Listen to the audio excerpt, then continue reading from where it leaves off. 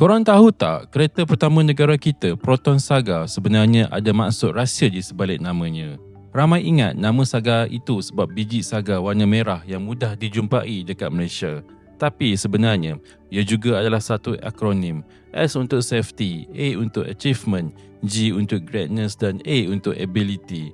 Nama hebat ini telah dipilih daripada sebuah pertandingan yang dimenangi oleh seorang tentera bersara bernama Ismail Jaafar. Dilancarkan pada bulan September 1985 oleh Tun Dr. Mahathir Mohamad. Kereta berasaskan model Mitsubishi Lancer Fiore ini terus menjadi lambang kebanggaan negara. Malah, ia turut digunakan semasa upacara perasmian Jambatan Pulau Pinang pada tahun yang sama.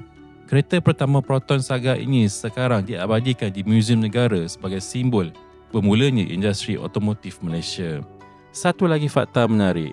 Bila Proton Saga diekspor ke United Kingdom pada tahun 1989, ia mencatat rekod sebagai kereta baru terpantas terjual pernah memasuki UK apabila berjaya melebihi sasaran jualan 12 bulan mereka dalam tempoh 6 bulan sahaja. Dengan harga murah dan kos penyelenggaraan yang rendah, tak hairanlah model ini paling laris dengan lebih 1.9 million unit terjual di seluruh dunia dalam tempoh 37 tahun. Ini sejarah 1 minit. Like, share dan subscribe untuk lebih banyak kisah menarik.